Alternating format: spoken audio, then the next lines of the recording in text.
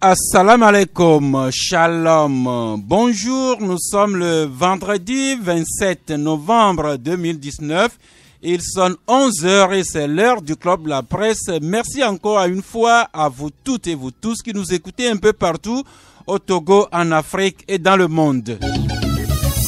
Merci aux techniciens Vitogbe Kokou, Michel Tomega qui manient les boutons de la console pendant que Géraud Dakoucha enregistre l'émission, aussi bien le son que l'image qu'il mettra à votre disposition dès que nous aurons fini à 12h30.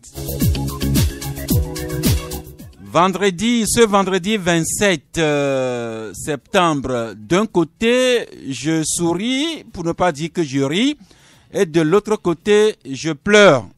Commençons par les pleurs, c'est aujourd'hui même qu'il sera fait à partir de 18h30 sur la paroisse Saint-Esprit de Tochi, la messe veillée, et puis demain la messe d'enterrement de mon cher oncle Ameganvi Edo Valentin Avagana, qui a été pour beaucoup dans notre cursus scolaire.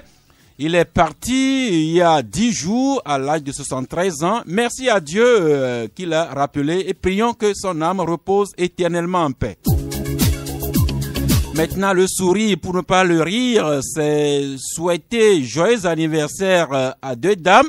La première s'appelle Nathalie Toukou. Elle est à Flao Sagbado, Logoté. Nous sommes sur la même paroisse, la station secondaire Christ ressuscité de Logoté. Nathalie, joyeux anniversaire à vous. Et joyeux anniversaire spécial à cette femme qui partage ma vie depuis un quart de siècle. Dovi Célestine Afiwa, ma chère épouse, joyeux anniversaire à vous. Joyeux anniversaire, joyeux anniversaire, joyeux anniversaire.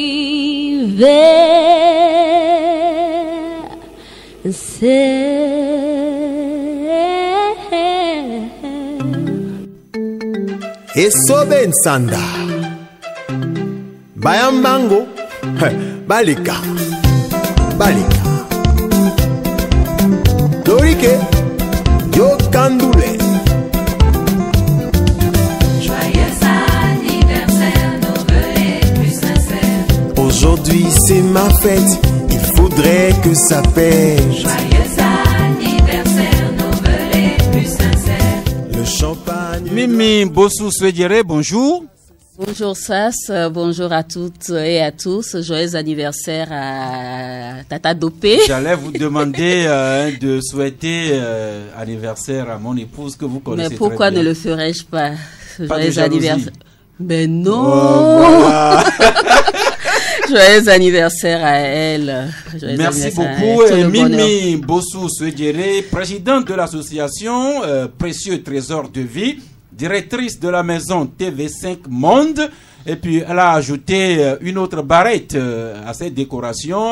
Vous êtes élu conseiller municipal de la commune Golfe 5. Golfe 5 à Flaougakli. Eh bien, c'est avec tous ces titres-là que nous vous recevons aujourd'hui. Merci Sass. Je vous en prie. Jean Le Grand Polorigny, bonjour.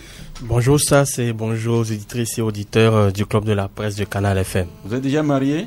Non, pas encore. Eh bien, commencez par souhaiter un joyeux anniversaire à ma femme et comme ça, vous aurez pas appris quand vous serez vous marier vous-même. Tout à fait, ça. Vraiment joyeux anniversaire à votre épouse, votre coach, celle qui partage votre vie. Et les femmes sont souvent très sensibles à leur jour anniversaire. Et quand vous ne souhaitez pas un joyeux anniversaire à une femme. Ah, ça, vous le savez. Ouais, ça okay. Quand même, on est informé. Donc, je joins ma voix à vous pour lui souhaiter un joyeux anniversaire. Que le Seigneur puisse la combler de ses grâces et bienfaits et que le plan qu'il a pour elle puisse s'accomplir avant que elle ne puisse rejoindre un jour le Père. Merci. Jean Le Grand Polorigny, directeur du journal Canal D, journal sorti aujourd'hui. Maintenant, troisième confrère invité, Marc Aboflan de Élite d'Afrique. Bonjour. Bonjour Sass, bonjour aux conférences studio et puis joyeux anniversaire surtout à Madame Sass. Merci. Au-delà de Dopé, vous toutes et vous tous qui fêtez aujourd'hui votre anniversaire, vous êtes les bienvenus. Mais en même temps, j'espère que vous serez à nos côtés pour accompagner mon cher oncle à sa dernière demeure demain samedi. Pensée du jour qui est plutôt un proverbe de notre terroir, Jean le Grand Polorigny. Alors, le terroir rêvé qui me donne ce proverbe qu'une langue court plus vite que deux pieds. Ça, en pays kabia, vous direz la même chose? Oui, c'est vrai tout à fait ça, parce que, comme on le dit souvent, les mots, lorsqu'ils sortent, on ne peut pas les rattraper. C'est pour ça qu'on nous dit souvent d'être lent à parler, mais prompt à écouter. Parce que une fois qu'une phrase sort, que des mots sortent, ils blessent, mais ils ne ressortent pas. Donc, à tout un chacun, nous devons avoir cette maîtrise de soi, quels que soient les événements, quelle que soit l'euphorie ou la colère, il faut savoir raison garder les mots à employer afin de ne pas blesser notre interlocuteur. Parce que une seule langue court plus vite que deux pieds. Nous sommes servis. Eh bien, nous sommes en fin de semaine. Nous allons passer la semaine en revue. La rentrée scolaire 2019-2027 opérée il y a quelques jours. Comme nous avons l'honneur d'avoir Madame Mimi Bossou-Souedjere qui travaille activement aux côtés des jeunes et des adolescents, nous aimerions bien écouter son point de vue sur la rentrée. Et puis, cette semaine a beaucoup rimé avec la problématique du climat. Les Nations Unies y ont consacré un sommet spécial. Et puis, les ambassadeurs de France, d'Allemagne et de l'Union européenne ont organisé également une semaine climat. Nous allons revenir là-dessus. Tout comme le chef de l'État, Faure Gnassingbé, qui se trouve à New York. Il a participé au sommet extraordinaire des Nations Unies sur le climat. Il prend également part à la 74e Assemblée Générale des Nations Unies. Il poursuit son séjour avec des contacts pour le développement du Togo. Nous allons repartir sur ses traces également, voir comment il a été rattrapé par une réalité sociopolitique du Togo. Les maires élus qui attendent de prendre fonction, nous allons également revenir là-dessus.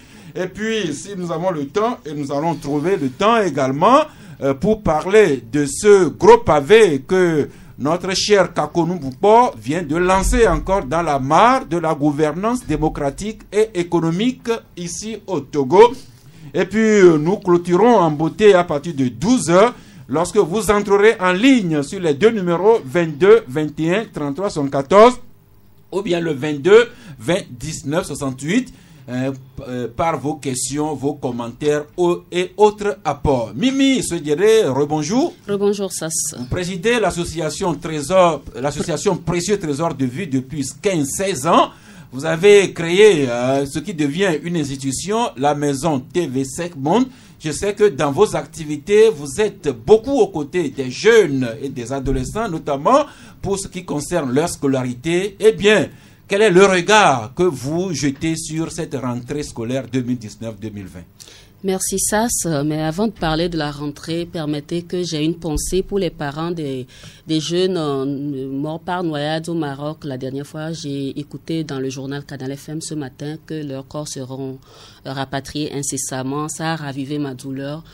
Quand des jeunes partent comme ça, on attend qu'ils reviennent avec leur diplôme et puis un jour, comme ça, banalement, on apprend leur mort. Ça fait très mal. Je comprends l'émotion de la femme pour ne pas trahir un secret. Vous-même, vous avez vos enfants qui étudient à l'extérieur. Vous vous dites, ça aurait pu être vos enfants.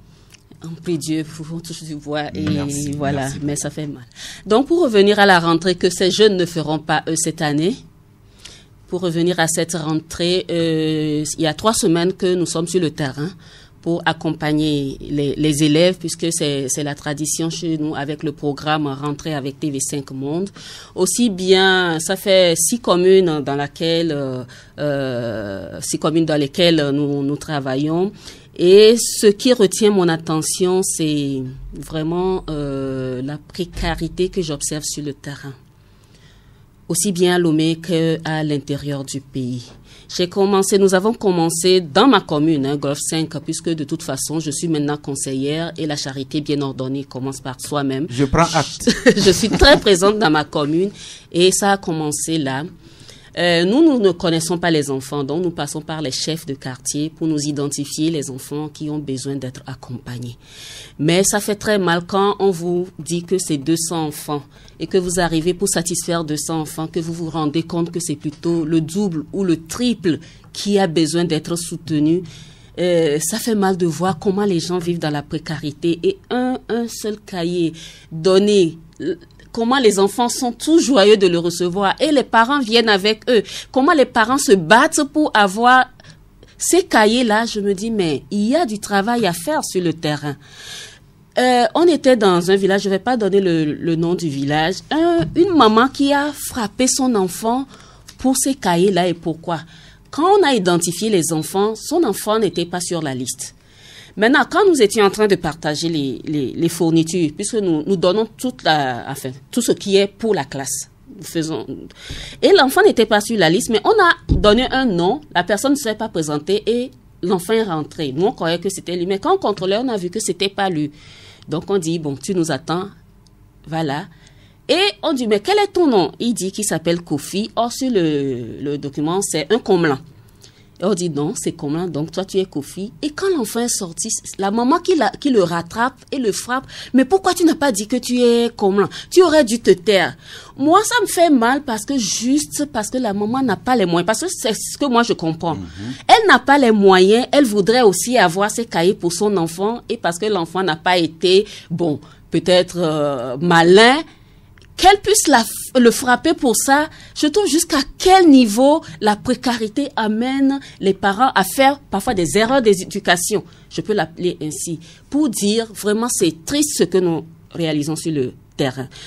Dans un village, on y va, on a déjà donné les fournitures scolaires. Le premier jour de la rentrée, j'envoie mes collaborateurs pour voir comment les enfants ont commencé l'école. Mais quelles sont les images qu'on me renvoie des enfants de la maternelle assis à même le sol pour suivre les cours.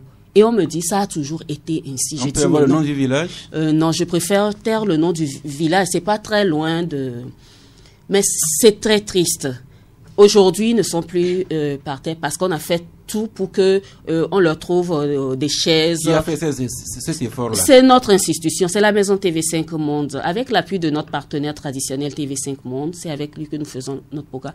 Mais pour vous dire tout ce que nous constatons sur le terrain, ça, vous ne pouvez pas imaginer combien de courriers je reçois. Aussi bien lettres physiques, WhatsApp, Facebook, où on me dit, madame, on a besoin de vous. Les enfants ont besoin de vous ici. Aidez-nous aussi. On vous suit sur les réseaux sociaux. On voit tout ce que vous faites. Venez chez nous. Venez regarder. Et les images qu'on me renvoie, non, ça, même tout à l'heure. Mes collaborateurs sont encore sur le terrain. Puisqu'on l'a fait avant la rentrée, mais on continue pas à aller dans les écoles parce que même après la rentrée, on est à 2 semaines de la rentrée, mais tous les enfants n'ont pas leur fourniture. Et c'est eux que nous satisfaisons actuellement. Mais je vous dis, c'est triste ce que nous constatons. Quand ils sont allés, on m'a renvoyé des images des salles de classe. Mais non, je crois qu'il y a beaucoup à faire. Maintenant, qui doit le faire? Forcément, le gouvernement qui doit donner donner les grandes lignes d'orientation pour l'éducation. Les directeurs, comment vous les appelez, centraux, les responsables des services et autres, c'est pas pour les blâmer. C'est vrai, le gouvernement fait ce qu'il a à faire, mais je pense qu'il reste encore beaucoup à faire. Quand nous disons l'État, c'est bien, oui, les dirigeants, le gouvernement, les ministres et tout, mais aussi les citoyens, je me dis. Quand je vais dans ce village et que je vois ces enfants-là, je me dis, mais il y a bien des cadres dans ce village. Et ils doivent être bien au courant de ce qui se passe, parce que j'ai demandé. Mais ils ne savent pas, on me dit, ils le savent, mais bon, on me demande, personne ne vient à notre secours. Ça, vous ne pouvez pas imaginer ce qu'on retrouve sur le terrain. Merci. Non, il faut qu'on se réveille, aussi bien les dirigeants que nous, les citoyens. Ce qu'on peut faire, c'est ce qu'on fait. Aujourd'hui, les tables bancs, mais non, actuellement, aujourd'hui même, nous sommes obligés, on est obligé de laisser parfois la honte de côté pour aller demander aux gens, aidez-nous à aider. Et nous lançons aujourd'hui, par exemple, notre cagnotte pour faire des tables bancs parce que, non, mais c'est pas possible. C'est vraiment pas possible. Merci pour ce témoignage, Marc Abouflan. Voilà, et cette réalité que notre invité nous retrace, les parents qui vivent tellement dans la pauvreté, hein, appelons les choses par leur nom, qui ne peuvent pas équiper leurs enfants en outils scolaires nécessaires. Ne parlons pas des tenues scolaires. Elle a également abordé jusqu'à une salle de maternelle où les enfants sont assis à même le sol. Je ne sais pas si le sol est même été cimenté. Et alors, les effectifs, les effectifs sont pléthoriques dans les salles de classe, manque de mobilier scolaire, manque de table banc. Ne parlons pas des livres à la disposition de ces élèves-là. Voilà des réalités qu'il faut avoir le courage de regarder en face. Je suis d'accord parfaitement avec madame. Il y a beaucoup de réalités alarmantes qui attristent quand vous voulez jeter un peu le regard sur ce qui se passe. Ce que madame dit est tout à fait vrai et c'est un truc généralisé. C'est pratiquement dans toutes les écoles, à Lomé, à l'intérieur du pays. Vous n'avez pratiquement aucune école, surtout quand il s'agit des écoles publiques qui répondent véritablement aux normes. Moi, la dernière fois, encore dans un lycée public, je voyais une classe de seconde avec plus de 200 élèves. Oui. Je confirme. Une classe de seconde avec 200 élèves. Ici à Lomé, pas à l'intérieur du pays. Je confirme. 200 élèves. Et même avec ces 200 élèves-là, les 2 premières semaines, il n'avait que 2 professeurs sur les 8 ou 9 qui devraient intervenir normalement.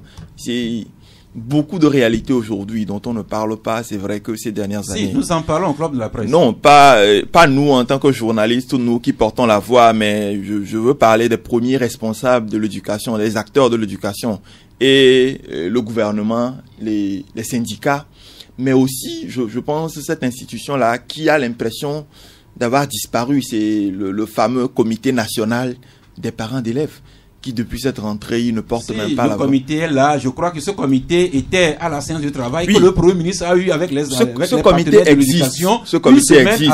Ils vont aux réunions avec. Mais ce que je dis, c'est qu'ils ne portent pas leur voix. Vous savez, les syndicats, on les entend souvent réclamer de meilleures conditions de vie et de travail pour les enseignants. Le gouvernement parle aussi de ce qui se fait. Mais il n'y a pratiquement personne pour porter la troisième voie, celui des parents d'élèves, celui des élèves qui vivent un certain nombre de réalités indescriptibles, au-delà même de la précarité, le cas dont madame parle.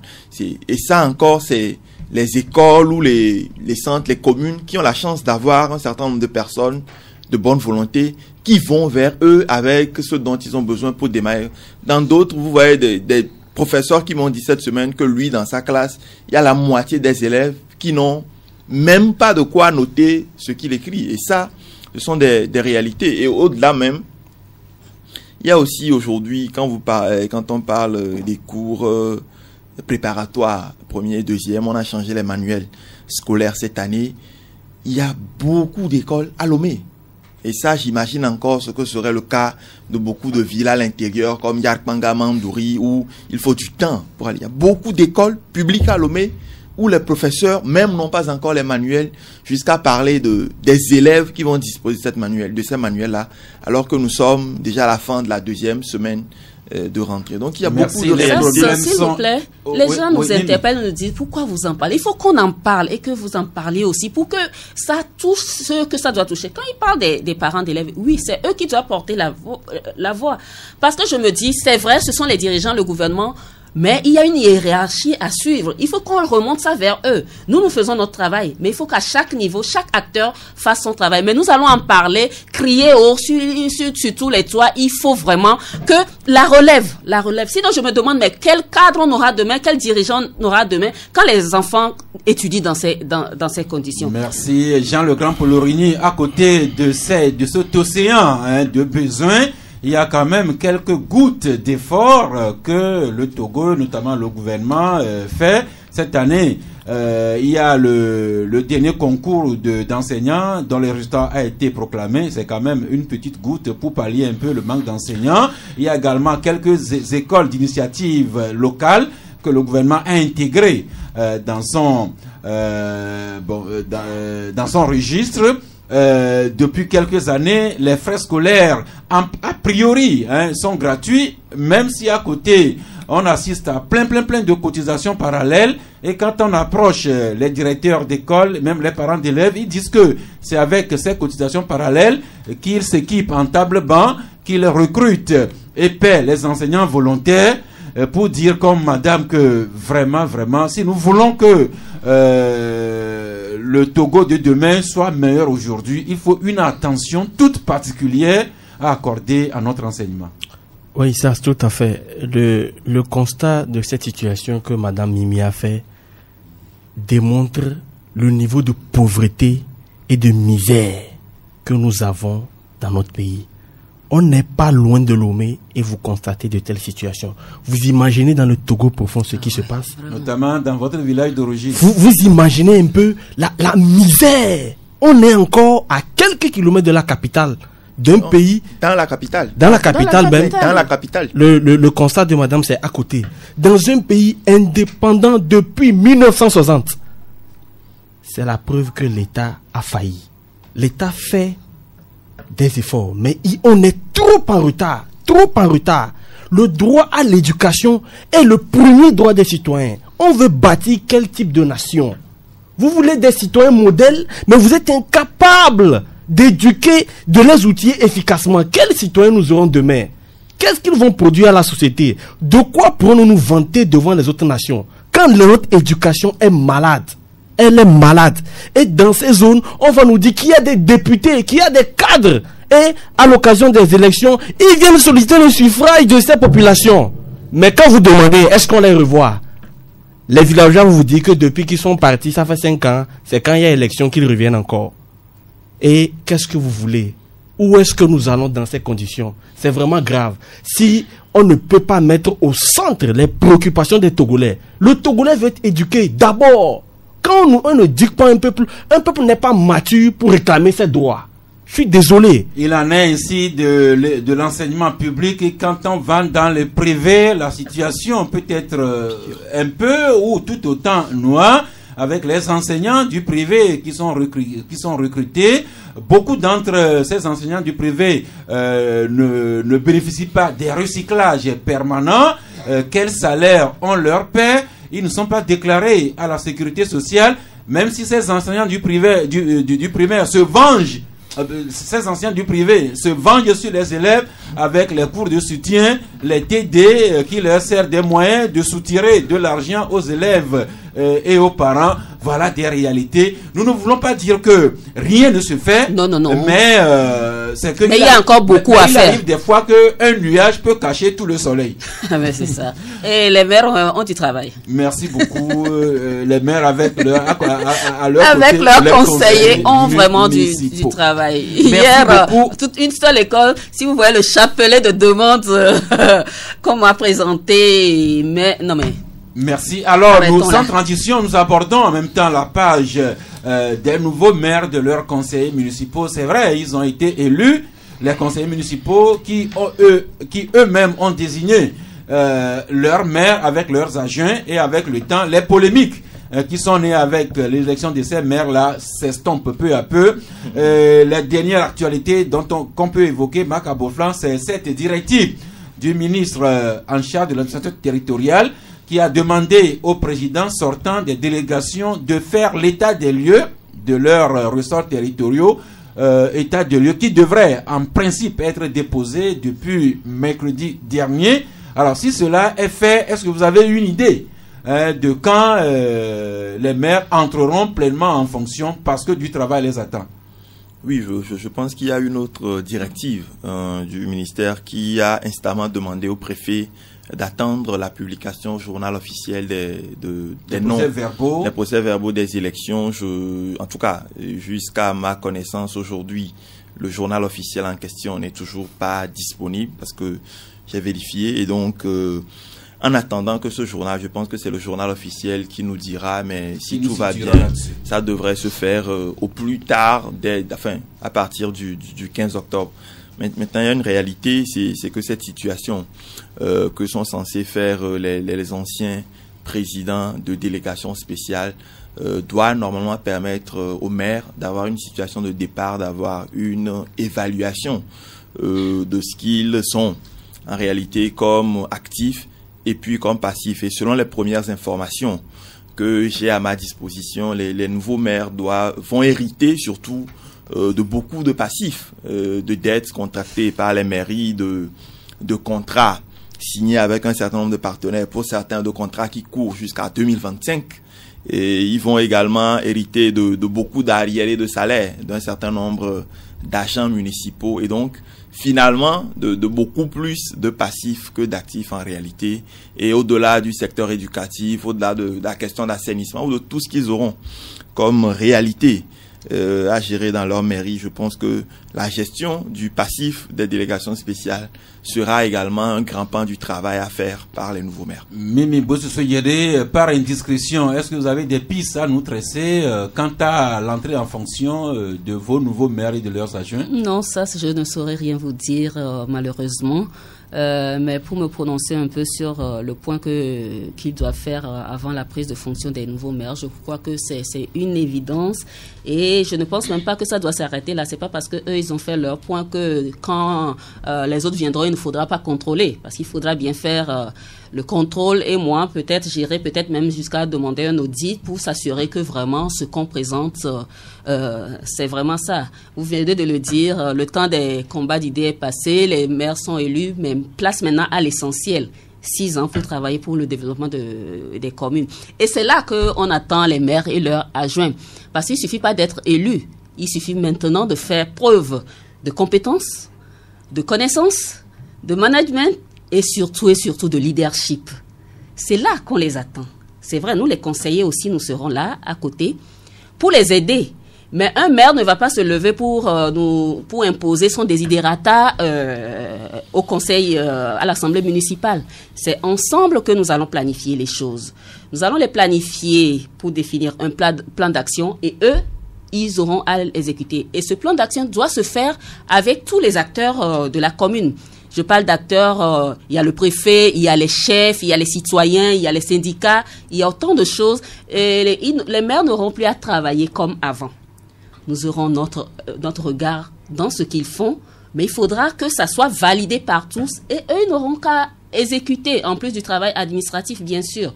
Il y a l'opposition municipale aussi qui peut se mettre en place. Donc, je pense que ce qui va se faire va être totalement différent de ce qui était fait. En tout cas, moi, conseillère, je ne vais pas pour faire de la figuration, je vais pour défendre l'intérêt, le bien-être des citoyens de ma commune. Et donc, bon. Merci. Eh bien, Jean Le Grand Polorini, les maires, leurs adjoints vont travailler en collaboration avec les autres conseillers municipaux, mais ils auront surtout besoin de personnel. Bien sûr, du personnel qui devra travailler dans des locaux. Et or, bon nombre de ces communes-là sont à créer de toutes pièces, même à Lomé ici. Quand je prends par exemple la commune Golfe 5, je ne sais pas si, Mini, vous avez déjà un siège? Oui, on a un siège. Là où on a fait les élections, c'est pas loin de Faège. On a un siège, mais pas encore aménagé. Au moment où il y a une semaine ou deux, c'était pas encore aménagé. Il y a vraiment du travail à faire là-bas. Eh bien, quand les sièges seront construits, il faudra recruter du personnel. C'est à ce niveau-là que mon regard est tombé sur cet article de Liberté qui écrit ce matin que le ministre de l'administration territoriale impose des agents aux nouveaux maires. Et Liberté y voit une collaboration tumultueuse en perspective avec les élus de l'opposition. C'est Liberté qui l'écrit, mais Jean Legrand, est-ce que vous êtes au courant de cela? Je n'ai pas eu connaissance de cette information quand même. Eh bien, donc, c'est Liberté qui l'a écrit. On va lire si c'est vrai, pourquoi le ministre se permet cela. Ça va se savoir. Si c'est faux, donc ça va se corriger. Oui, Marc Aboflan. C'est vrai que pendant même le processus de préparation des élections locales, un certain nombre de personnes ont été recrutées par l'administration territoriale, formée par les soins des préfets.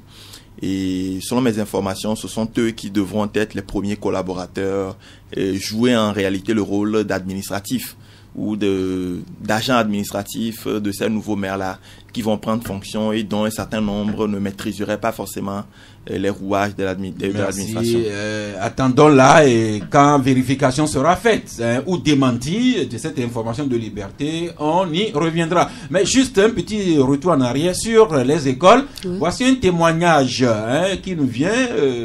L'auteur se présente comme un enseignant. Enfin, un témoignage qui dit que CG Kakaveli, il y a 140 élèves dans une classe et les élèves sont assis 5 à 6 par banc. Alors, quand on connaît un peu la taille de nos tables bancs, mettez, même si c'est en 6e, mettez 5 à 6 élèves dans une table banc, vous demanderez s'ils pourront bouger, ne serait-ce que pour prendre leur cahier et leur bic. Ça, dans mon sac, j'ai une note envoyée aux parents d'une école de ma commune où finalement on demande aux parents de cotiser pour qu'on fasse les bancs.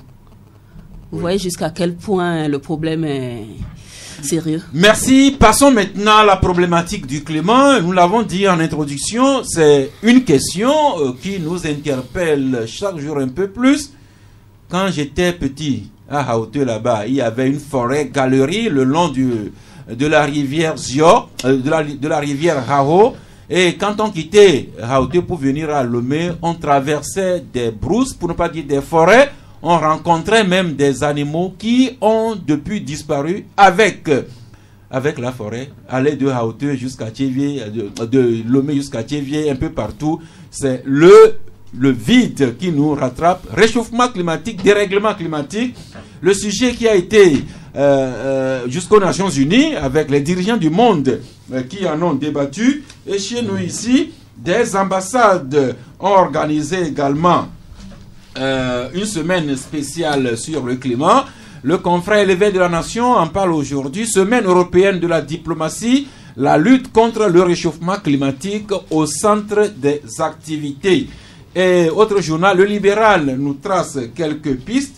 Le libéral qui écrit d'abord à la page 3 que ce réchauffement climatique peut devenir des opportunités d'emploi, de nouveaux emplois pour la jeunesse. Et selon le groupe d'experts intergouvernemental sur l'évolution du climat, le GIEC, de nouveaux emplois peuvent s'offrir aujourd'hui à la jeunesse dans les domaines de l'énergie, de l'agriculture et des transferts de technologie. Le même libéral qui consacre à ce problème-là son éditorial, environnement, restaurer les forêts et créer des revenus aux communautés. Le libéral recommande d'intégrer le changement climatique dans les stratégies nationales et les politiques publiques. Et pour finir, toujours le libéral qui cette fois-ci, à la page 4, revient sur la forêt, restaurer les forêts, créer des revenus aux communautés. Jean Le Grand Polorini, c'est vrai, aujourd'hui nous nous inquiétons du réchauffement climatique, mais en homme intelligent et en femme intelligente, nous pouvons transformer ces problèmes-là en opportunités de développement. Tout à fait, c'est pour ça que nous sommes sur Terre. Tant qu'il y a des problèmes, c'est que nous devons trouver des solutions à ces problèmes. Le problème de l'environnement interpelle tout un chacun, mais on a comme l'impression que les gens ne le prennent pas vraiment à cœur. On est plus dans les discours, plus dans les ateliers, plus dans les conférences, mais très peu vraiment dans la pratique. Parce que les mêmes mots demeurent depuis longtemps. Pendant longtemps, les pays occidentaux se sont développés vraiment à outrance et aujourd'hui, les pays africains subissent le coup. Depuis la COP21, où il y a eu l'accord de Paris, plusieurs résolutions ont été prises. Mais dites-moi aujourd'hui, qu'est-ce qui a été appliqué ? On peut les compter, je crois, du bout des doigts. Même le président américain a dénoncé cet accord qui ne se sent plus impliqué dedans. Quand les grands de ce monde ne veulent pas vraiment s'impliquer, comment croyez-vous que les choses peuvent changer? Ils émettent des gaz et nous, les pays africains, nous subissons. C'est vrai que on peut créer de nouveaux emplois à travers ça, mais il faut beaucoup de moyens, il y a beaucoup de choses à mettre en œuvre. Et nos États, suivant la politique de reboisement, ont mis en place des journées de l'arbre et tout ça, mais ça ne suffit pas. Quel suivi vraiment fait-on pour que les arbres qui ont été plantés puissent être reboisés? J'ai vu un article du libéral dont vous avez fait mention tout à l'heure qui disait qu'il est important reboiser comment vous avez dit ça, de reboiser nos centres et tout ça. Mais quelle est la vraie politique que nous mettons en place pour que cela puisse être réalité? Est-ce que c'est seulement des discours qu'on sort à tout moment? Est-ce que c'est seulement la journée de l'arbre qui suffit? Non, il faut des actions pragmatiques. Il faut peut-être mettre en place des mécanismes pour inciter les gens à se sentir plus impliqués. Quand les gens ne se sentent pas impliqués par une chose, ils se disent non, ça c'est l'État qui a fait. Quand on dit journée de l'arbre, combien vous voyez vraiment? Est-ce que vous voyez les gens s'impliquer dedans? Non, c'est juste une journée où tout le monde dit bon, j'ai planté mon arbre et tout ça. Mais est-ce que les gens sont conscients que tant que cet arbre-là ne va pas perdurer, ma vie est en sursis, la vie des générations à venir est aussi en sursis? On n'est pas encore conscient de là. Mais les Occidentaux sont conscients. Voilà pourquoi ils ont pris les mesures qu'il faut afin de ne plus vraiment subir ceux qui sont en train de traverser actuellement. Merci. Mais en Afrique, c'est toujours un peu compliqué. Merci. Restaurer les forêts pour créer des revenus aux communautés. Macaboflon, vous êtes de la communauté B. Vous aviez des forêts sacrées. Qu'est-ce qu'il en reste aujourd'hui, Macaboflon? C'est une belle question. Qu'est-ce qu'il en reste? En tout cas, il reste quelques arbres. Pas sûr que... Pas sûr qu'on ait toujours une forêt, mais la question problématique du réchauffement climatique, c'est vrai que nous, les petits pays qui ne sommes pas forcément de gros émetteurs, commençons déjà par subir les effets. Je ne veux pour preuve qu'un certain nombre de villages côtiers qui sont en train au jour le jour de disparaître, qui pour certains n'ont même disparu déjà. Et donc aujourd'hui, on avait promis la création des digues. Je pense que le gouvernement n'a toujours pas réussi à rassembler le financement pour protéger notre mer contre un certain nombre de choses. Donc, protéger notre côte contre notre la mer. Côte, ouais. Voilà, contre l'avancée de la mer. Je pense qu'il y a aussi un problème fondamental. C'est qu'au niveau de nos États, nous n'avons pas des stratégies d'adaptation. Nous n'intégrons pas le changement climatique dans nos stratégies de développement. Et parce que moi, j'ai lu le PND qui est aujourd'hui notre plan phare, ou en tout cas qui est notre premier plan. Je n'ai vu rien, en tout cas sur cette mise en place, cette protection-là. Ou bien vous n'avez pas bien lu. Non, mais je pense qu'il y a beaucoup d'experts du PND qui sont là, qui nous écoutent peut-être. S'il y a un plan de protection, je sais qu'il y a un plan de protection de la zone du port, mais de toute la zone côtière, la bande côtière du Togo, c'est à peine 45 km aujourd'hui. Il n'y a pas véritablement de plan de protection de ça. Et au-delà, vous savez, aujourd'hui, à chaque pluie, à chaque fois qu'il y a un peu de pluie diluvienne, il y a Lomé un certain nombre de zones qui sont inondées dans certaines de nos contrées, notamment dans les Bamono ou dans l'Oti, dans tout un certain nombre de zones. Il y a les inondations qui sont fréquentes. Il n'y a aucune mesure aussi véritablement, à part le fait de déplacer les populations, il n'y a aucune mesure qui est prise pour affronter durablement ce phénomène. Je me souviens, il y a encore quelques années, même en arrière, quand il pleut, il y a beaucoup d'écoles qui ne peuvent pas ouvrir. Même aujourd'hui, il y a des écoles, dès qu'il commence pas à pleuvoir, les élèves ne peuvent pas continuer les cours comme il se doit. Et donc, il importe aujourd'hui, au-delà des beaux discours, au-delà de participer à tout ce qui est sommet, à tout ce qui est rencontre internationale sur le climat, il est très important d'intégrer l'atténuation des effets du changement climatique dans nos politiques de développement. Merci, c'est ce que écrit le libéral encore une fois, qui demande d'intégrer le changement climatique et ses effets dans les stratégies nationales et les politiques publiques. Mimi. Évidemment. Hier, Jacques Chirac est décédé pendant que les chefs d'État sont à New York pour le sommet Action Climat. Jacques Chirac disait il y a 17 ans, en septembre 2002, ça fait bien 17 ans, il disait « Notre maison brûle et nous regardons ailleurs ». C'est-à-dire l'essentiel. On ne l'admet pas. On va faire des sommets, d'accord, merci. Et après, la question de réchauffement climatique interpelle tout le monde, depuis le sommet jusqu'à la base. Je commence par la base. Quand vous prenez votre pure water et que vous jetez le sachet dans la rue, sachez que vous participez à cette problématique-là qu'on pose aujourd'hui. Quand les dirigeants envoient les agents des ministères à des conférences, à des COP, je ne sais combien de COP, et qui reviennent attendant d'aller jusqu'à à la prochaine conférence. Je ne sais pas s'ils font des rapports, peut-être, mais après ça, qu'est-ce qu'on fait sur le terrain concrètement? Je ne vois pas. Donc, j'interpelle tout le monde. Tout le monde est coupable dans cette affaire. Et il faut qu'on se réveille. Regardez les inondations. Regardez comment on a chaud. Soit on a chaud ou bien on est inondé et je ne vois même plus le centre dans tout cela. Il n'y a pas de milieu. Il n'y a pas de milieu vraiment. Soit, et on continue à aller... Soit nous mourons de soif ou bien nous sommes inondés. Voilà. Et on continue à aller à des conférences. Et puis il y a un business, des sommets qui se développent avec des milliards investis. Et il y a des spécialistes qui ne voyagent que pour ça, de COP en COP, de conférence en conférence, de sommet en sommet. Et quand ils reviennent, je ne vois pas ce qu'ils font. Parce que je me dis, mais après toutes ces années, on est à COP combien maintenant? 24 ou 23, je ne sais pas. Mais si on doit mettre, ne serait-ce que deux résolutions en œuvre, à réalisation, au bout de 24 années, peut-être on aurait déjà réalisé grand-chose. Notre maison brûle et nous regardons ailleurs. Ici, on ne regarde même pas. Ici, la maison brûle et on ferme les yeux. Carrément. Ça, je voudrais quand même donner une statistique intéressante. Vous savez, quand on parle des objectifs de développement durable, le Togo est le seul pays même au monde à avoir présenté 3 rapports volontaires déjà sur l'évolution des objectifs de développement durable. Mais quand vous regardez notre pays, vous n'avez pas véritablement l'impression que nous avançons sur les objectifs de développement durable.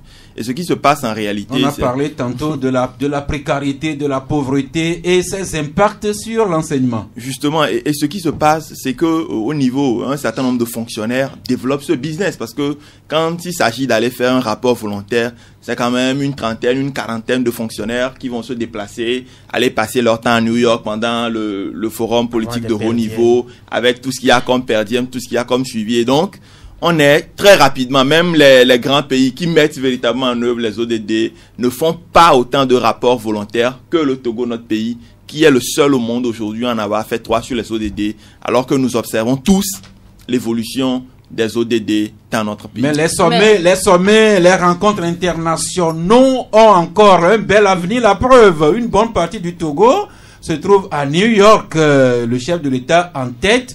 Sommet extraordinaire sur le climat, Assemblée générale des Nations Unies, puis les contacts bilatéraux.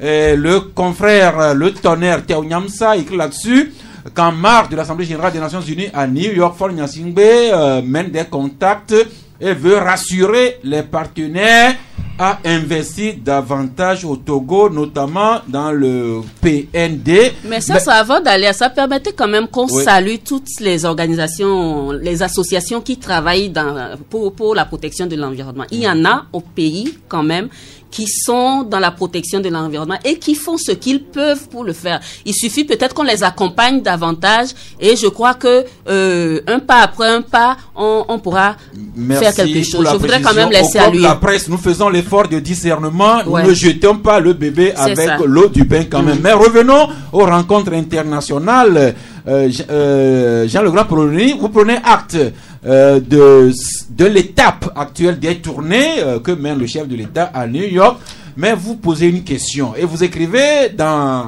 une de votre journal: gouvernance des sommets et partenariats, quand la fin de l'assistanat continue. C'est votre question interpellation. Effectivement, ça, vous voyez, ces temps-ci vous entendez sommet Afrique-Chine, Afrique-Japon, Afrique-France, Afrique-Russie. Vous trouvez ça normal? Nous avons même failli organiser un sommet Afrique-Israël. Afrique-Israël. Vous trouvez ça normal? Non, pour tout Togolais ou tout Africain intellectuel, on doit trouver ça aberrant. Vous trouvez un continent qui va discuter avec un pays. Quand on dit qu'en 70, la Chine avait le même PIB que le Ghana. Mais aujourd'hui, voyez le niveau de la Chine. Et la Chine négocie avec tout un continent. Et on est fiers de dire non, aujourd'hui on a un sommet. Et les chefs d'État se trimballent tout un chacun. On y va, on organise des sommets. Ça devient comme une balade de santé pour tous ces chefs d'État et tout ça. Je n'en disconviens pas qu'il y a parfois des contacts opportuns qui peuvent servir aux nations. Mais en réalité, qu'est-ce qu'on fait? On est toujours là à tendre la main. Récemment, des sites internet ont dit que non, les chefs d'État africains ont tenu un langage de vérité aux chefs d'État occidentaux. Mais j'ai ri, je dis, mais quel langage de vérité une main tendue peut-elle donner à une main qui lui donne? J'ai été sidéré par ces propos. C'est désolant que nos États continuent à toujours tendre la main. Et on est toujours là à courir de sommet en sommet. Mais de façon pratique, on ne fait rien. On ne pose pas des actions concrètes. Le Japon n'a aucune ressource minière. Mais regardez aujourd'hui le niveau du Japon. Qu'est-ce que l'Afrique a? L'Afrique a tout. Mais c'est un paradigme. C'est dans la tête que ça se passe. C'est un changement de mentalité que nous devons avoir ici afin d'impulser le même développement. L'Européen a une tête, il a 2 jambes, il a 2 mains. L'Africain, il a quoi de moins? Il n'en a pas. C'est la même chose que nous avons, mais c'est la manière de concevoir les choses. Et je crois qu'il faut une réelle volonté politique afin que les choses changent. Il faut qu'on sorte de cette dynamique d'assistanat continu. Chaque temps vous écoutez, on dit non, le FMI a fait don de ça au pays, tel pays a fait don. Mais vous ne trouvez pas que c'est aberrant? Nous, on est toujours nés pour recevoir des autres. Quel jour l'Afrique va se lever et offrir quelque chose au monde? Je crois qu'il faut que les Africains prennent conscience, comme Kakonou Boupo l'a dit. Nous allons venir tantôt à Kakonou Boupo, mais restons toujours sur les traces de Faure Gnassingbé, qui a été rattrapé à New York par un chapitre sociopolitique ici de notre pays. Il s'agit de la dernière modification que l'Assemblée nationale a faite sur la loi portant manifestation publique. Cette loi qui est entrée dans l'histoire comme la loi Bojona. Eh bien, le chef de l'État a été rattrapé aux Nations Unies par cette modification. Revue de presse avec l'alternative qui écrit « Le RPT uni rattrapé par ses propres dérives liberticides, la loi Boukbessi, qui n'existe pas en fait, c'est la loi Bojona modifiée, passe mal à l'ONU. » C'est ce qui écrit alternative. Canal D, le journal de notre ami Paul Origny, écrit lui aussi « L'ONU recommande une nouvelle délibération de la loi Bojona ». Alors, qu'est-ce que l'ONU met en exergue pour demander que cette modification soit relue? Oui, ça, vous savez, cette loi qui a été votée en août a vraiment provoqué un tollé au plan national. Il y a eu beaucoup d'organisations de la société civile qui sont mobilisées récemment. Il y a un mouvement Bring Back Our Freedom qui a été mis en place. Et ces mêmes OSC ont fait un plaidoyer auprès des Nations Unies et pour amener aujourd'hui 4 rapporteurs spéciaux à vraiment se pencher sur la question de notre pays. Je crois que c'est bien vrai que la loi Bojona entre-temps avait été un peu laxiste à certains endroits. Ce qui faisait que il y avait constamment des accrochages entre les autorités et les manifestants. Mais en voulant recadrer cette loi, on a trop serré le verrou au point où aujourd'hui, le Togolais qui veut manifester se voit dans une boîte. C'est comme si on dit allez manifester ailleurs. Et c'est ce qui n'a pas vraiment été du goût de plusieurs et qui ont interpellé aujourd'hui les Nations Unies. Et les Nations Unies disent que la loi qui a été mise en place, qui a été votée récemment, enlève le sens même de la manifestation aux manifestants. Et ils disent que les restrictions imposées à certains axes de la circulation, vous savez, on a dit au niveau des ambassades, des grands axes et tout ça, il ne faut pas manifester. Ils sont contre ça et ils disent qu'il faut aujourd'hui que l'État essaie de revoir un peu, mais de ne pas sortir la substance réelle d'une manifestation. C'est vrai que on doit manifester, mais on doit pouvoir encadrer ceux qui manifestent, mais ne pas contrairement les restreindre et les empêcher de manifester. Merci. Autre journal, c'est le Canard Indépendant qui écrit vers une relecture de la loi sur les manifestations du Togo. Et pour le Canard Indépendant, les députés togolais se retrouvent en face de leur propre turpitude. Liberté, pour sa part, écrit reproche des Nations Unies sur les restrictions des libertés au Togo, Paya Doa Boukbessi et les godillots de l'Assemblée unicolore à la barre. Et Togo Matin écrit lui aussi loi sur les manifestations publiques vers une nouvelle délibération à l'Assemblée nationale. Macabo Flan, il faut le rappeler que avant les Nations Unies, la presse, les associations, les défenseurs des droits de l'homme, les partis politiques ici, tout le monde a dénoncé toutes ces modifications, mais n'ont pas été entendus. est-ce que maintenant les Nations Unies auront meilleure écoute que nous ici au plan national? Je pense que oui, parce que vous savez, de toute façon, c'est nous qui allons aux Nations Unies, c'est nous qui avons la main tendue, comme le disait tout à l'heure Jean-Paul Origny, vers les Nations Unies. Et si cette question est d'actualité, si les rapporteurs spéciaux, peut-être nous, quand la presse, quand les associations nationales ont dénoncé cela, on a peut-être fait la sourde oreille, mais je pense que les Nations Unies ont le mérite de nous rappeler que nous avions quand même des prescriptions importantes dans notre constitution et dans un certain nombre d'actes de chartes internationales auxquelles le Togo a adhéré. Et donc il est important de libérer, ceci je peux me prononcer ainsi, de libérer la liberté de manifestation, parce que justement avec cette loi Bodiona modifiée ou encore la loi Bukwesi, on a véritablement l'impression... Il n'y a pas de loi Bukwesi. On a l'impression qu'il y a un embastillement de la liberté de manifestation. Maintenant, si le gouvernement va prendre la mesure de tout ce qui est fait, parce que à mon avis aussi, hein, c'est que le Togo soit interpellé ainsi à l'ONU, c'est un peu une honte pour tout le pays, et donc on devrait prendre la mesure de la situation et revenir à de meilleurs sentiments pour réadapter cette loi-là. Parce que c'est vrai que cette loi a été faite à l'aune des derniers événements dans le pays, mais justement on ne fait pas une loi pour le passé, mais on construit une loi pour l'avenir. Juste rappeler que nous recherchons des financements, bien sûr pour le PND, mais nous sommes également dans le processus de l'élection de l'adhésion au Millennium Challenge Account. Et nous avons plein d'initiatives avec l'Union européenne. Il faut rappeler que ces partenaires sont très regardants sur les libertés, notamment libertés publiques. Maintenant que nous sommes rappelés à l'ordre, est-ce qu'on va se réviser ou bien est-ce qu'on va faire la sourde oreille? Mimi Mbossou se dirait, vous ne votez pas dans les communes des lois sur les manifestations, mais ça veut dire quelque chose. Oui, bon, vous savez, depuis que je me suis présentée aux élections municipales, quand je vois, je constate quelque chose et je pose la question, me dit, c'est la politique. Au point que là, je me forme, je m'informe. Je veux bien comprendre cette politique-là qui fait qu'on dit des choses et on fait le contraire. Maintenant, il y a quand même quelque chose que j'ai remarqué parce que encore après l'élection, je me suis dit, bon, il faut que maintenant, tu comprennes beaucoup de choses. Quand le Togo était devant une commission de à Genève la dernière fois. Vous y étiez? J'y étais parce que je suis défenseur des droits de l'homme. Je suis du Panel Watch que vous connaissez et à ce titre de la société civile, j'y étais.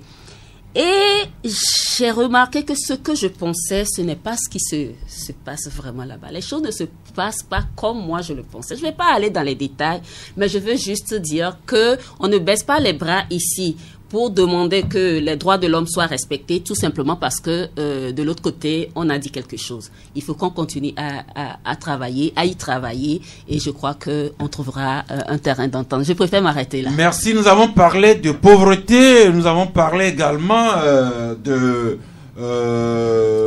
ces sommets où nous recherchons les moyens pour le financement de notre développement.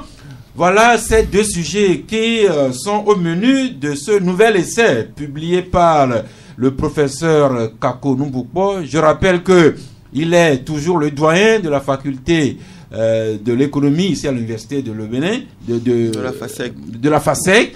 Il a été ministre de l'évaluation des politiques publiques et de la prospective. C'est lui qui pilotait un peu le projet Vision 2030. On ne sait plus où tout ce que cela devient, mais il garde toujours sa liberté de ton, ses combats contre le franc CFA, et il franchit maintenant un pas en s'en prenant aux dirigeants africains. Revue de presse avec le tonnerre Théo-Nyamsa qui écrit à la page 2, Kako Numbukbo, qui dit que le modèle de croissance des pays africains est mortifère. En français facile, Kako veut dire que le modèle de croissance des pays africains est contre-productif, n'est-ce pas, Jean-Laurent Poligny? Oui, tout à fait. Actuellement, il faut dire que si ce modèle a fait ses preuves, nous tous, nous le verrions. Et nous cherchons les preuves, on ne les voit pas. Nous cherchons les preuves, on ne les voit pas. Et nous continuons pas à chercher des investisseurs pour vraiment nous aider à nous développer, mais Pourquoi allons-nous chercher des investisseurs quand nous avons tout ce dont nous avons besoin? Et ce que Kako Numbupo dit rejoint ce que vous venez de dire. Il y a quelques années, des pays comme la Corée, qui était encore la Corée tout entière, ou la Chine, avait des revenus par habitant plus ou moins égaux à des pays africains. Aujourd'hui, voilà, ces pays-là, la Chine et la Corée, quoique divisés, nous dépassent. Ça veut dire qu'il y a un problème de gouvernance économique. Mais Marc Aboflan, Kako ne s'arrête pas seulement à la gouvernance économique, il s'en prend même à la gouvernance démocratique. Quand il dit, comme le rapporte ici Canal D, c'est Kako qui parle, qu'il y a un problème d'absence de légitimité de beaucoup de dirigeants africains. Voilà, Marc. Oui, bien évidemment, dans ce nouvel ouvrage de Kako Numbupo, c'est véritablement un pavé qui lance dans la mare et j'ai envie de dire que chacun en prend en réalité pour son compte. C'est un diagnostic assez franc et assez sincère de ce qui se passe actuellement, parce que quand vous prenez tous les pays africains à l'aune de son analyse, vous vous rendez compte véritablement que même les pays qui essayent de faire mieux, quels que soient les régimes, les responsables ont une certaine légitimité. Et les pays qui sont à la traîne, c'est justement ce manque de légitimité des responsables politiques qui font que la gouvernance ne va pas. Et puis, il a rappelé un facteur important, c'est que le processus de développement est endogène et que la plupart de nos pays aujourd'hui ont un processus de développement plutôt exogène, tourné vers l'extérieur et donc des difficultés à réunir ces ressources-là. La preuve, un pays comme le Togo, on aurait pu baser notre PND sur un processus de funding endogène et donc trouver les moyens. Mais aujourd'hui, je me pose toujours la question, est-ce que tous ces voyages et tous ces déplacements justement pour attirer des investisseurs ne nous reviennent pas plus cher que ce qu'on obtient en termes de financement? Parce que pour preuve, la dernière fois seulement, quand on dit qu'il s'agissait des communes, l'Allemagne nous a fait don de 5 milliards à la fin.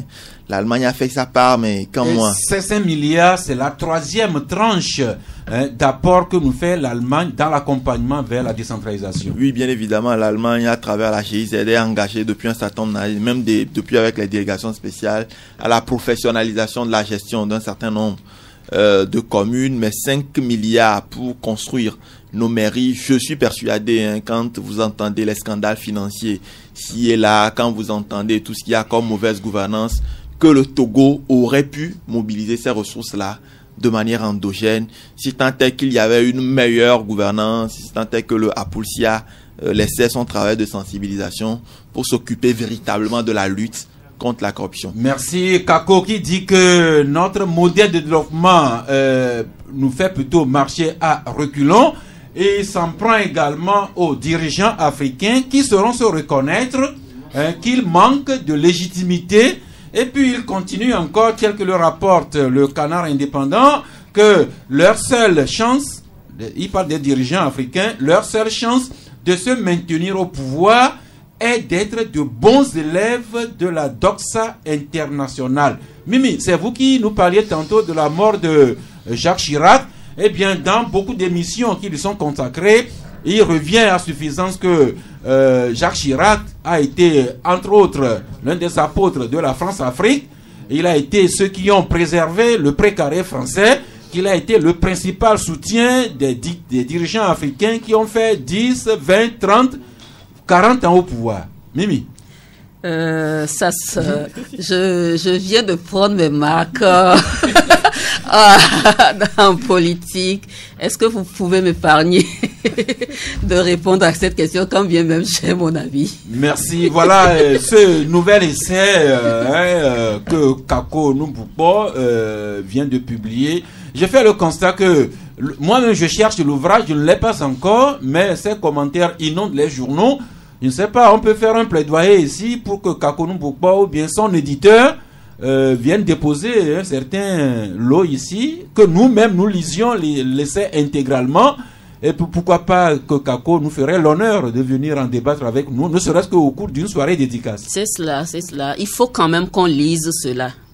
pour comprendre. Et si on comprend pas quelque chose, qu'on lui demande mais pourquoi il a dit ça. Et je me joins à vous pour faire cette demande-là. Il faut qu'il vienne nous dire. Eh bien, Kako, vous-même ou bien votre éditeur, venez ici et venez déposer un certain lot de votre essai. Et puis, nous serions vraiment très honorés d'en débattre avec vous, comme vous savez le faire avec nous ici au Club de la Presse de temps en temps. Si tu permets ça, nous n'avons pas encore le livre de Kako, mais je vais juste énoncer une assertion qu'il a faite. Il dit, quand les dirigeants ne sont pas légitimes, il y a une frénésie d'accumulation pour après. Malheureusement, l'histoire nous apprend qu'après, ils sont rarement en capacité de profiter de ce qu'ils ont mis de côté. Et donc, à partir de là, il faut expliquer aux populations pourquoi la recherche de l'intérêt général est quelque chose qui va servir à tout le monde sur le moyen et long terme. Pourquoi il ne sert à rien d'essayer de s'enrichir à tout prix tout de suite. Je crois que c'est clair et chacun en prend pour son compte. Aujourd'hui, vous voyez ce qui se passe en Algérie. Bouteflika est tombé. Vous voyez comment son clan est en train d'être embastillé. À quoi ça servi d'avoir accumulé tout ça? Ben Ali est mort récemment. En exil. En exil. Enterré en terre étrangère. À quoi ça servi toute cette accumulation? Je crois qu'il faut qu'aujourd'hui les chefs d'État réfléchissent et pensent un vrai développement pour leur pays. Parce que ça ne sert à rien. Merci. On peut rappeler tristement le grand Mobutu Kuku-Bendu Wazabanga qui est mort et enterré en terre étrangère. Badolité, son village natal, qu'il avait fait comme un paradis de son vivant. Allez y faire un tour. La brousse a repris ses droits pour dire encore une fois légitimité. Le meilleur souvenir qu'on laisse, c'est ses œuvres.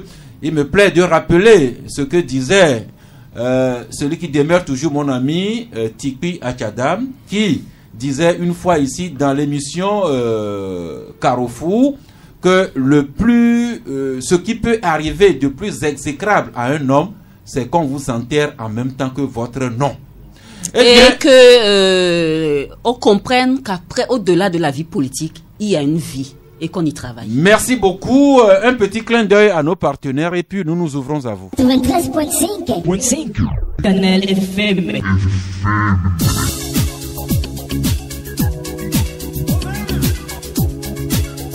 Eh bien, c'est à présent la partie la plus intéressante du Club La Presse. Quand nous nous ouvrons à vous, le premier auditeur aujourd'hui, bonjour.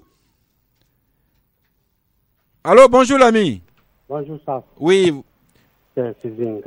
Pardon? Cézing. Cézing. Vous voulez parler directement dans le micro et un peu plus fort, s'il vous plaît? Oui. Et bon, je voudrais saluer à tous vos invités. Merci. Et vos confrères. Donc, je voudrais que, en ce qui concerne l'Afrique, oui, que nos dirigeants sortent du FMI et de la Banque mondiale. Il faudrait que nous-mêmes, nous ayons un esprit de reconversion pour qu'on puisse en prendre nous-mêmes, c'est-à-dire tout ce que nous voulons, et pour que nous puissions arriver de loin. On fait tout. On met une croix au niveau de du FMI et de la Banque mondiale pour que l'Afrique puisse avancer. Parce que ces gens-là, ils nous donnent des dons, ils nous font des dons, ils disent que après c'est des prêts, des intérêts qui vont de milliards à milliards. On n'arrive même pas à payer. Donc il faut qu'on sait tout ça, cela. Merci. Merci.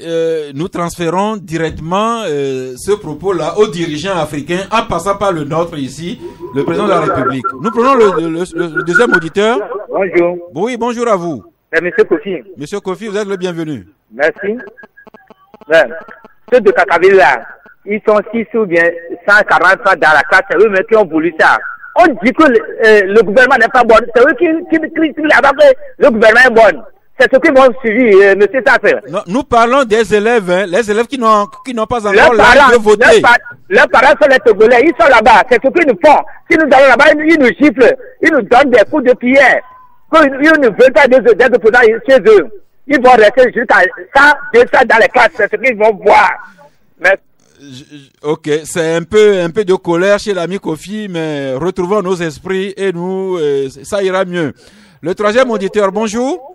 Alors bonjour. Oui. C'est Rodrigue. Rodrigue. Oui, comment vous allez? Dieu merci, nous nous portons bien. Je salue tout le plateau. Nous vous saluons aussi. Tout simplement, je voulais intervenir au niveau de l'éducation. vous savez, l'éducation togolaise, telle qu'elle a été dans le temps, n'est plus ce qu'elle est aujourd'hui. Je reviens, je me rappelle, la réforme de 114. 75. 114-115, je crois. Et Yaya Malou, avec les Agbeti Afra. Ce qu'ils ont fait, on en est où? Rien du tout. Rien. Lorsqu'on nous dit aujourd'hui qu'il y a 160 élèves dans une classe, je dis non. Oui et non. Oui parce que quoi? D'abord, c'est une volonté du gouvernement qui a démissionné. Non parce que quoi? C'est pas bien. Même si dans notre localité, il y a des cadres qui peuvent essayer de faire quelque chose pour leur localité. Il ne s'agit pas de venir construire de grosses maisons.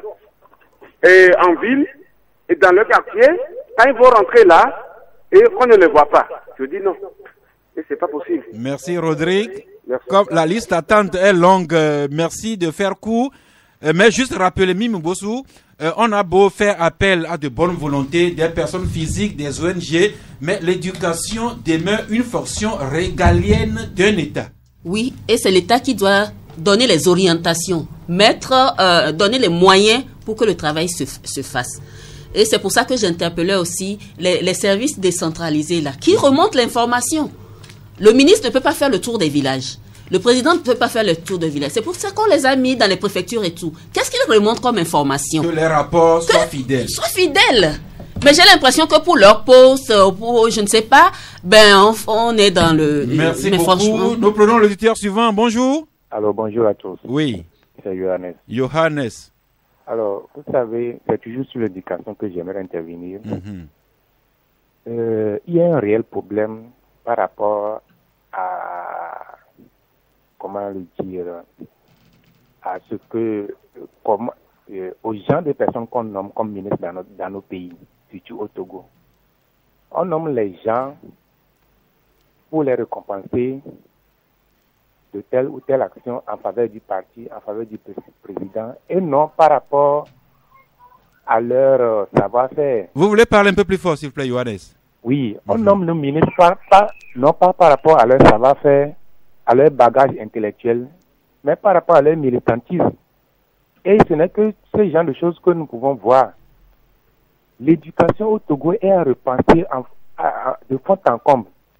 Aujourd'hui encore, on est en train d'enseigner aux enfants en classe de 3e ou au collège à dessiner la carte du Japon, la carte des États-Unis. À quoi ça sert tout ça là? On est en train de traumatiser nos enfants. Merci beaucoup. Je crois que c'est Johannes. Sans transition, le suivant déjà en ligne. Bonjour. Oui, bonjour. Oui. C'est Georges. Georges, oui. Je me demande à quoi sert le ministre de la Communication. Tout ce que vous êtes en train de ressasser là, vous le dites à longueur de journée, à longueur d'année.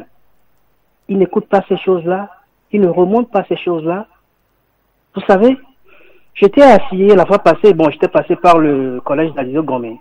Et quand j'ai vu dans la classe, je me suis dit, c'est pas possible. Moi, quand j'amène mon enfant à l'école, aux États-Unis, ils sont 25 en classe. Et chacun a son ordinateur. 104. Mais c'est hallucinant. Même autour du feu général, il y a des noms, on n'avait pas vu ça. Tako Noubupo est en train de parler à toute l'élite africaine. Il ne s'attaque pas à Fort Gnassingbé, il parle à tout le monde.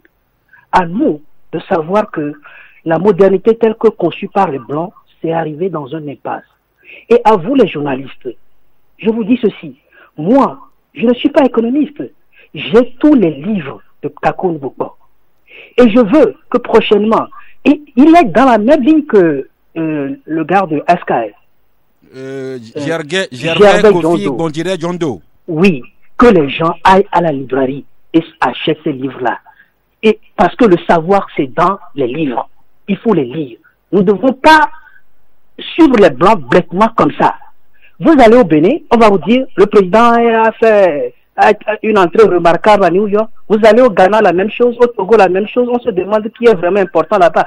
Ceux qui sont vraiment importants, c'est les pays qui ont le droit de veto quand ils vont à ces conférences. Le reste, ce n'est que du baratin.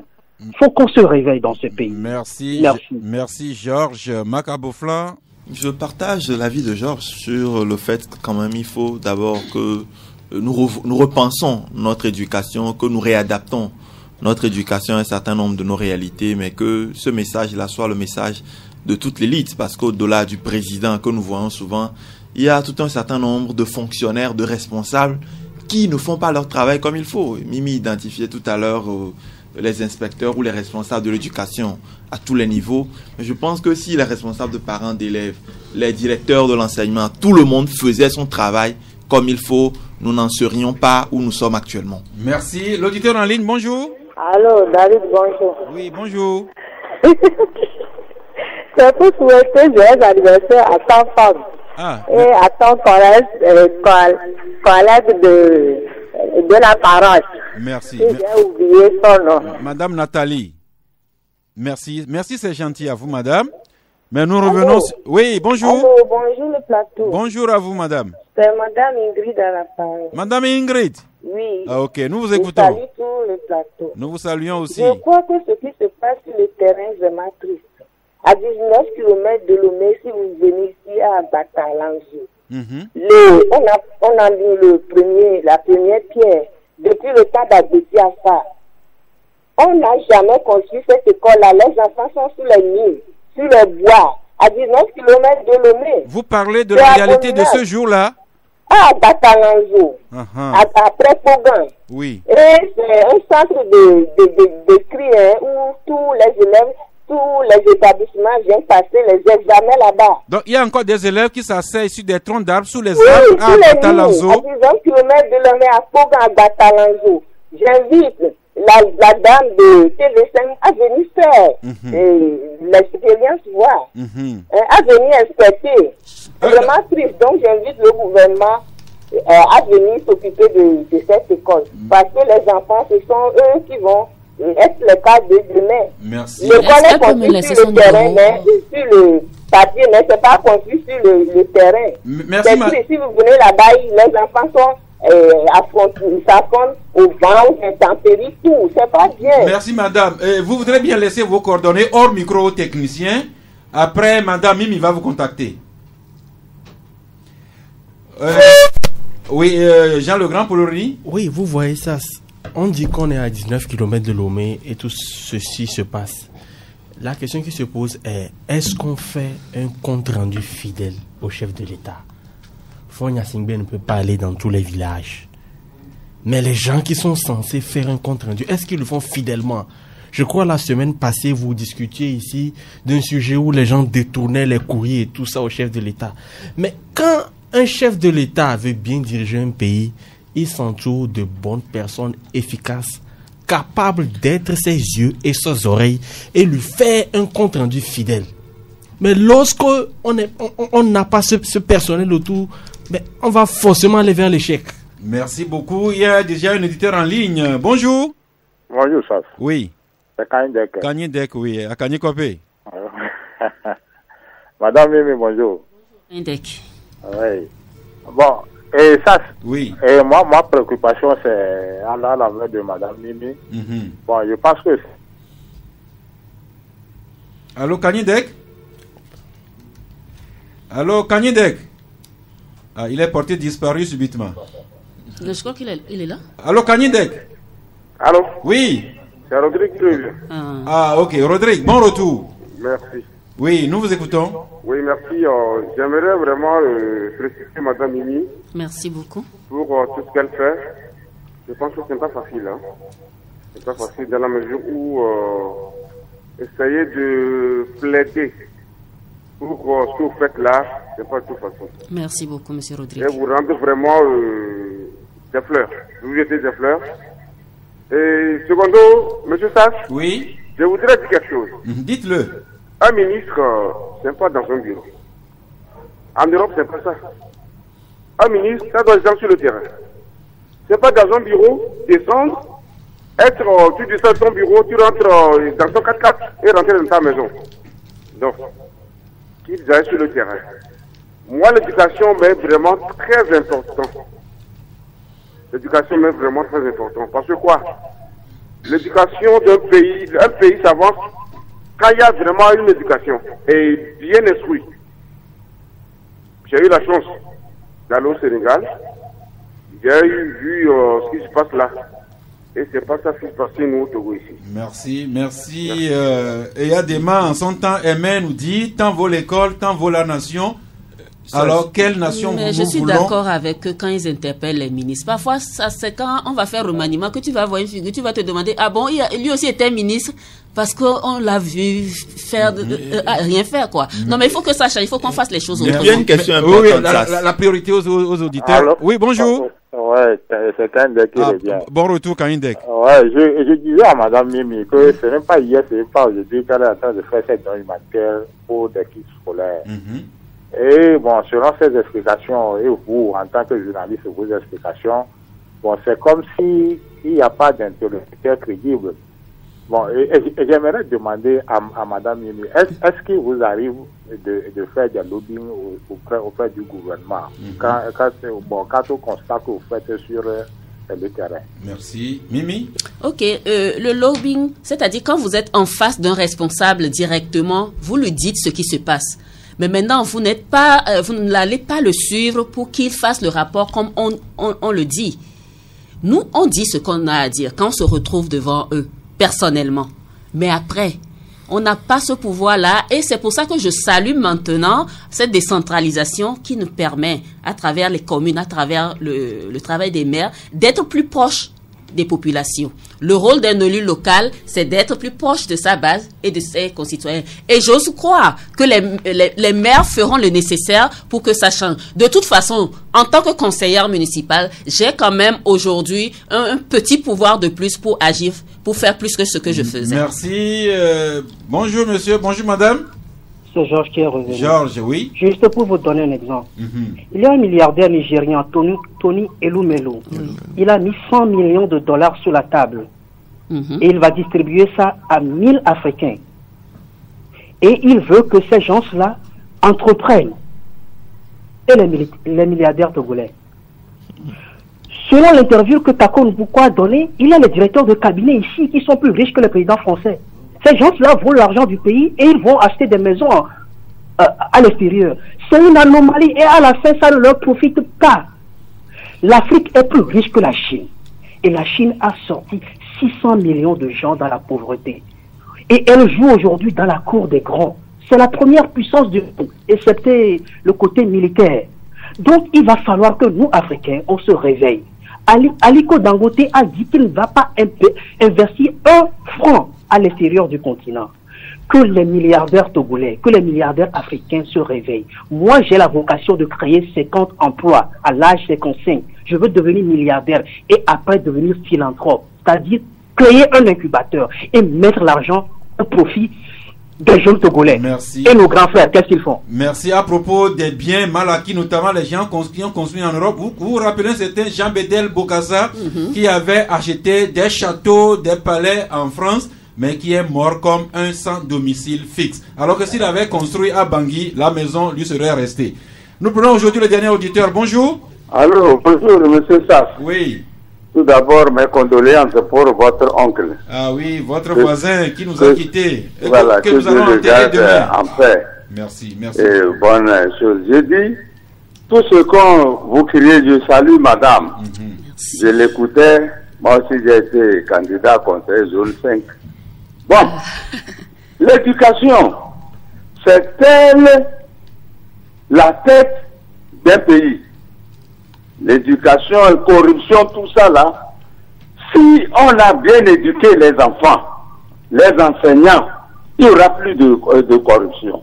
Les gens n'ont pas de mérite, on les met à des places là où il ne fallait pas les mettre. L'éducation, c'est de transmettre à la génération future ce que l'expérience que la génération nous avons acquis. Donc, l'éducation, c'est très fondamental. Madame, je pense que laissez votre numéro, je viendrai vous rencontrer à la TV5. Merci beaucoup. Merci. Sauf que je peux pas laisser le numéro. Juste au-delà de Madame Imbous, je rappelle que le mardi dernier, nous avons reçu également le président d'une ONG, Étienne Dablé, à la tête de l'ONG IT Village, qui fait la même chose dans la région de Savane. Je salue tous les acteurs. Nous avons également salué Monsieur Sambiani, ancien député Sambiani, qui fait les mêmes choses dans la préfecture de Pendjal et dans les Savanes. Tous et tout autant que vous êtes, les bonnes volontés qui vous portez aux côtés des populations démunies. Vous avez le salut du club La Presse. Et pour terminer avec l'éducation, je me rappelle avec une certaine nostalgie, le doyen voulait Frititi Kofi Agbenigan, l'un des premiers planificateurs de l'éducation nationale au Togo, l'un des pères de la réforme de 75.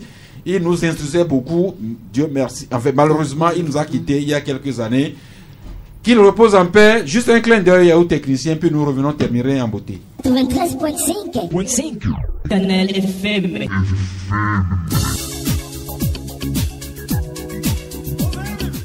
Nous revenons ici pour, disons, vos mots de conclusion et vos cartons. Avec discipline, vous avez chacun 1 minute.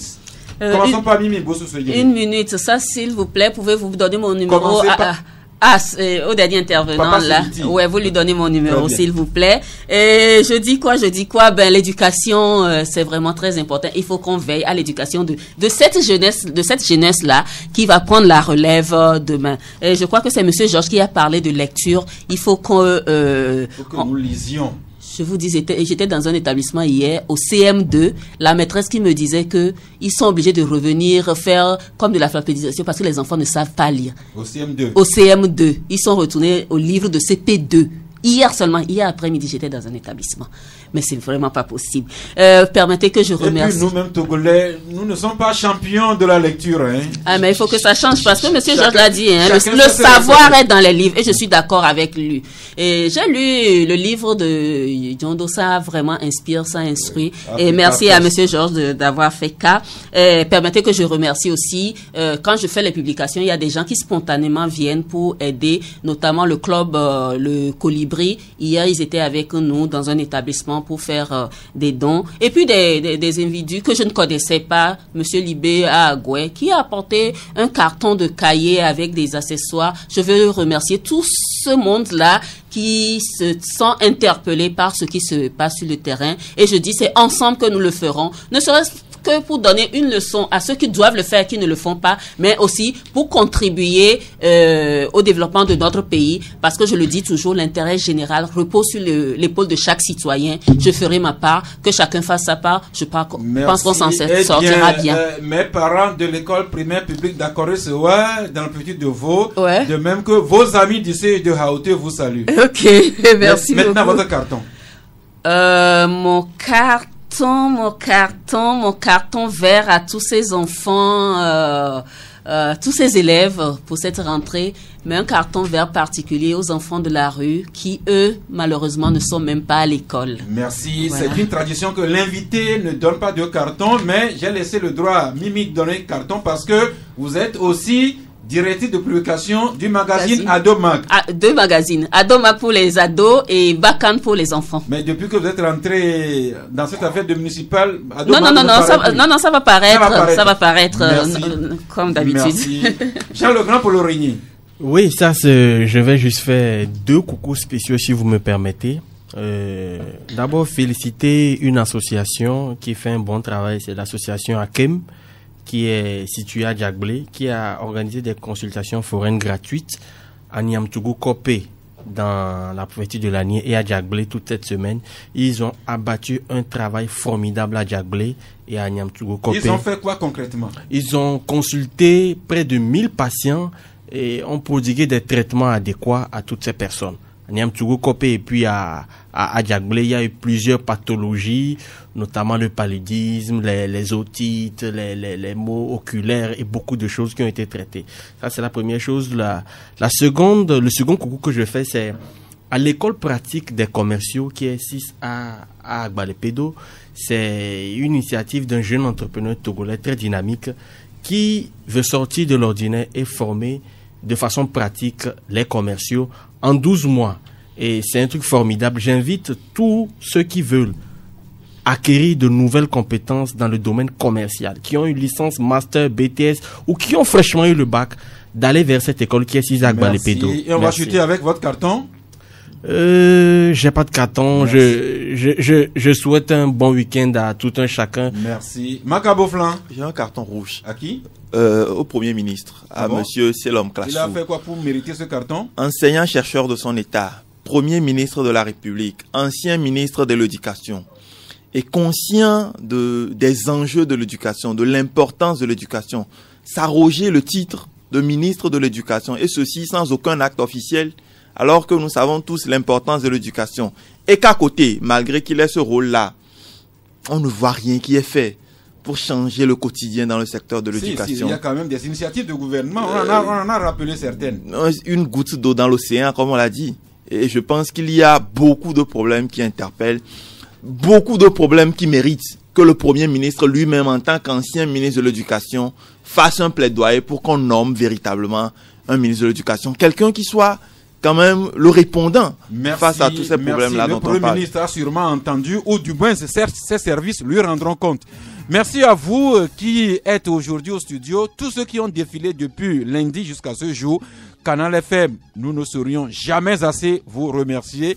Faut-il rappeler que vous venez gratuitement, vous sacrifiez de votre temps, vous prenez votre énergie, vous venez débattre, même des fois quand vous avez faim. Il y a la troisième mi-temps que nous nous offrons. Merci à vous.